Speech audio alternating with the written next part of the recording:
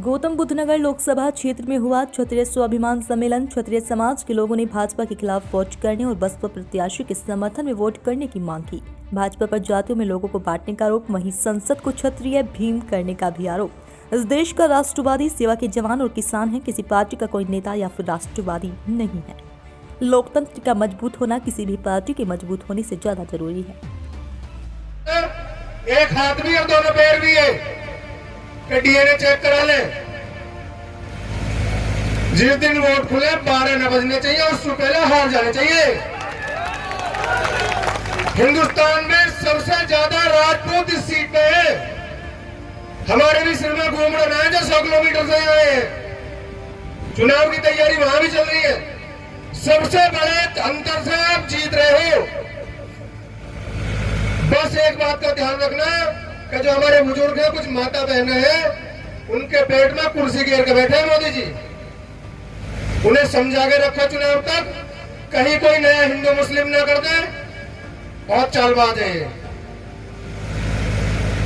हारते देख के कभी पाकिस्तान करेंगे, कभी हिंदू मुस्लिम करेंगे, कभी वो हिंदू मुस्लिम करे।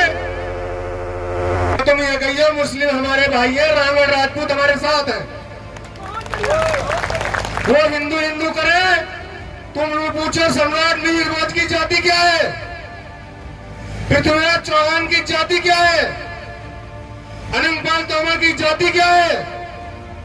वो चुनाव के समय में आपसे राजपूत कहेंगे, फिर उनसे गर्दन पकड़ के पूछनी है फिर तुम्हारी दादरी में हिम्मत कैसे हुई, फिर हमारे भाई कैथल में क्यों पीटे गए, फिर ग्वालियर में क्यों मूर्ति लगी, क्यों पूरन सिंह जी।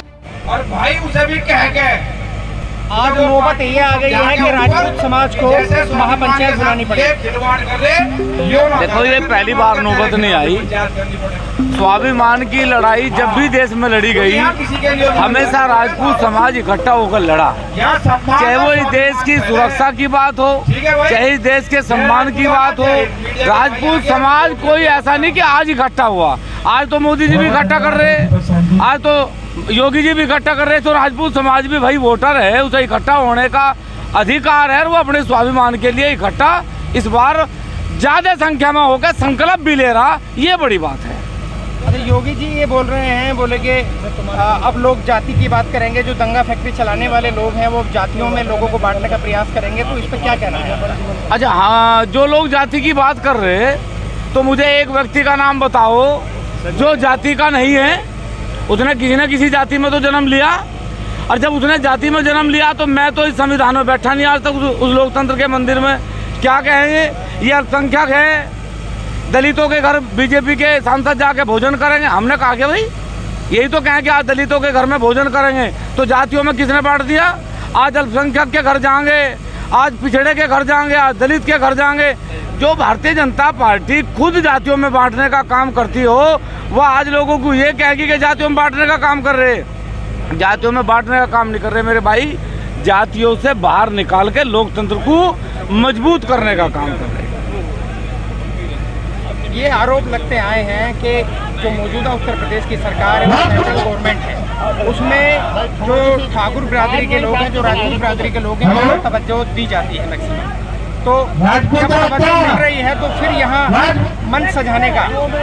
अच्छा एक बात बताओ, जब माननीय अखिलेश यादव जी मुख्यमंत्री थे, जब मायावती जी मुख्यमंत्री थे, ये सारे आरोप तब भी लग रहे थे, तब उन पे लगे थे ये आरोप कि वो अपनी जाति को बढ़ा रहे। मुलायम सिंह यादव पे भी आरोप लगे थे, ये चौधरी देवीलाल पे भी आरोप लगे थे, ये सब पे आरोप लगा। लेकिन मेरे कहने का सिर्फ एक मतलब है कि जो आदमी डीएम बना, अपने जीवन के बहुत वर्ष पढ़ाई में देने के बाद यदि आज वो किसी जिले में पोस्टिंग पे चला जा तो उस पर ये आरोप लगे मुझे तो डीएम नहीं बनाया क्योंकि मैं पढ़ा लिखा हूँ नहीं।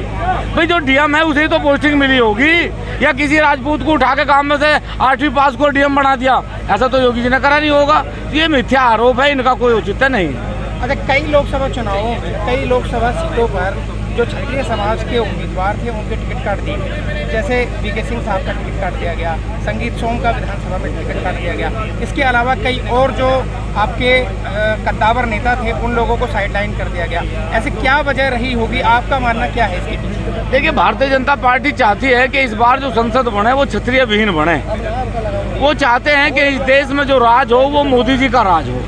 इस बार देख रहे होंगे ना आप, कहीं लिखा नहीं हुआ भाजपा सरकार, इस बार क्या है, मोदी सरकार है।